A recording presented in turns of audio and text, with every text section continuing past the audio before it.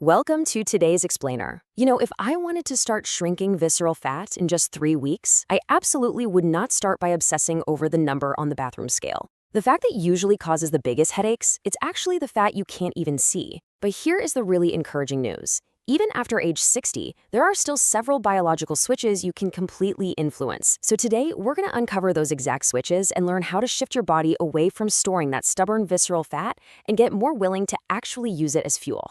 Have you ever looked down at your dinner plate and thought, wait a minute, I am eating way less than I did 10 years ago, so why won't this belly just go away? If so, you are definitely not alone. It's literally one of the most common frustrations for adults over 60. And I'm here to validate something super important for you right now. This is a biological issue. It is absolutely not a lack of willpower. Your body just gets way more complex as we age, and the exact same eating plan that worked perfectly in your 40s, well, it might produce totally different results today just because your internal environment has shifted. So here's our roadmap for today's explainer. We're going to start with the visceral fat problem, then look at the shrinking muscle warehouse, uncover those 4 biological fat switches, and finally put it all together into your 24-hour blueprint. All right, part 1, the visceral fat problem. Let's go ahead and identify this invisible enemy hiding deep inside the body. Okay, so there's a really clear, critical distinction in how your body actually stores fat. On one hand, we've got subcutaneous fat. That's that soft, surface-level layer you can pinch just beneath your skin, like around your waist or your thighs. But visceral fat, that is an entirely different beast. It sits way deeper, literally surrounding your crucial internal organs like the liver and pancreas. And unlike that surface fat, visceral fat behaves almost like an organ itself. It actively pumps out inflammatory chemicals and hormones that can seriously mess with how your entire body functions. And because of where it sits and how it works biologically, carrying too much of this deep abdominal fat is heavily linked to insulin resistance and chronic low-grade inflammation. Now, I really want to drive this point home. You do not have to look overweight in the mirror to be carrying dangerous levels of visceral fat, especially after age 60. A person could literally wear the exact same clothing size for decades and still be experiencing these hidden internal changes. Moving on to section 2, the shrinking muscle warehouse. Let's dive right into why simply cutting calories usually fails us as we age. I want you to think of your muscles as your body's largest storage warehouse for glucose. See, every time you eat carbohydrates, they break down into glucose, and your healthy muscles naturally pull that glucose right out of your bloodstream to use for energy. But as we age, we deal with something called sarcopenia. That's age-related muscle loss. Plus, we can develop what's known as anabolic resistance, which basically means our muscles just don't respond to protein as efficiently as they used to. The result? Our glucose warehouse literally shrinks. So here is the crucial chain reaction. When that warehouse shrinks, you obviously have less space to store the incoming glucose, right? That excess glucose just hangs around in the bloodstream, which triggers your body to pump out higher levels of insulin.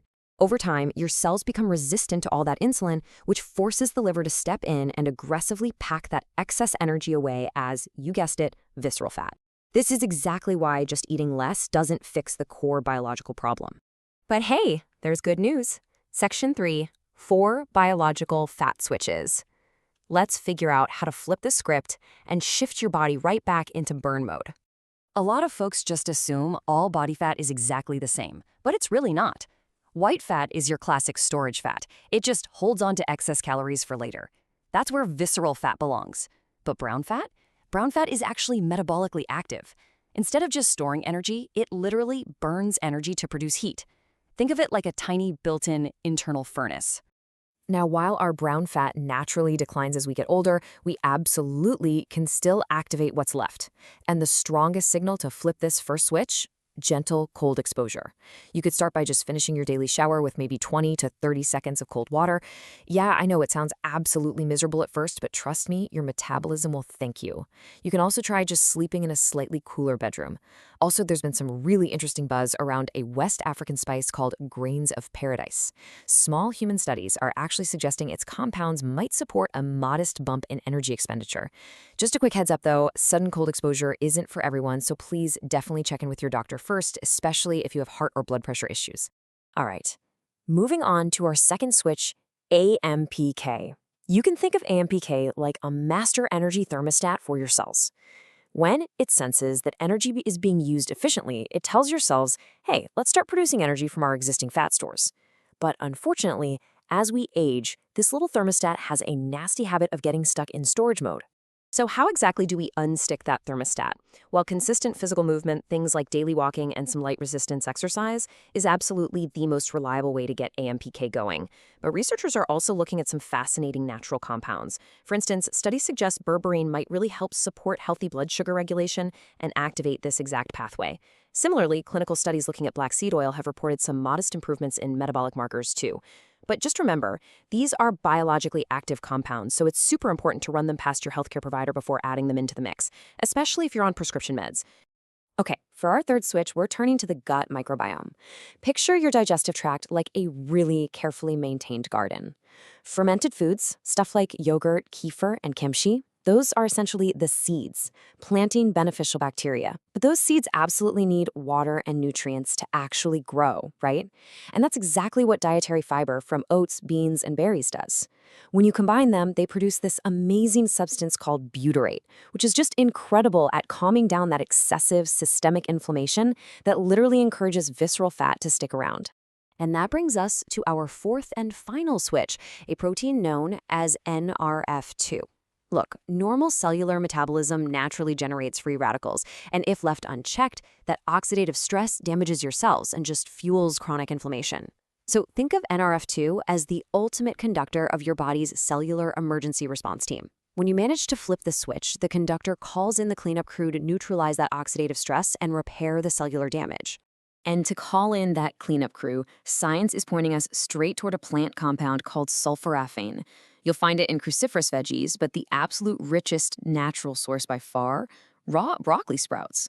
No joke, they can pack up to 50 times more of this compound than fully mature broccoli. Current evidence suggests that just tossing some raw broccoli sprouts onto your meals might gently help activate that NRF2 defense system over time, which goes a long way in repairing the internal environment that drives fat storage. All right, Section 4, your 24-hour blueprint. This is where the rubber meets the road in today's explainer. Let's build out a highly practical, realistic daily routine. Start your morning off with a solid, protein-rich breakfast to support that muscle warehouse and maybe toss in some fermented foods for your gut garden. Then in the afternoon, honestly, the single best habit you can build is taking a comfortable 10 to 15-minute walk right after you eat. That brief bit of movement is just unbelievably effective at sweeping glucose out of your bloodstream. And then in the evening, try to finish any large meals a few hours before you go to bed and turn down the temp in your bedroom to support both deep sleep and that brown fat activation. Now, there is one critical number you really need to keep in mind for your weekly routine, and that number is 2. Getting in just 2 to 3 strength training sessions a week is an absolute game changer. You don't need heavy weights, resistance bands, light dumbbells, or even just body weight exercises work wonders. This is exactly how we physically rebuild that shrinking muscle warehouse we talked about earlier, making sure your body actually has a place to store glucose instead of instantly converting it to visceral fat. But I need you to remember this rule of thumb. Taking supplements while totally ignoring your lifestyle is kind of like pumping premium fuel into a car with a completely neglected engine. Things like berberine, black seed oil, grains of paradise, or sulforaphane, they're awesome, but they are only truly effective when they complement your routine. They absolutely cannot and will not replace your foundational need for good nutrition, consistent daily movement, and solid restorative sleep. As you start rolling out this blueprint over the next 3 weeks, please set realistic expectations for yourself. The scale might not budge right away, and you know what? That is perfectly okay. Instead, I want you to look for these daily, off-the-scale victories. Are you experiencing steadier daily energy with fewer afternoon crashes? Is your appetite feeling a bit more predictable with less ravenous hunger? Are you getting sounder sleep? Or maybe you're noticing that everyday movements like hauling groceries or taking the stairs just feel a whole lot easier. These subtle little improvements are the real proof that your internal environment is actively healing. So to wrap up today's explainer, I really want to leave you with my final thought. You do not have to change the whole shebang overnight. Just pick one single, small habit from today to start this week. Will it be that 10-minute walk after dinner? Maybe tossing a handful of broccoli sprouts on your salad? Or are you brave enough to end your shower with 20 seconds of cold water? Look, if your internal metabolism has been stuck in storage mode for a decade, what is the very first signal you're going to send your body today to finally wake it up? Let me know your choice in the comments. Thanks so much for joining me, and here's to taking back control of our metabolic health.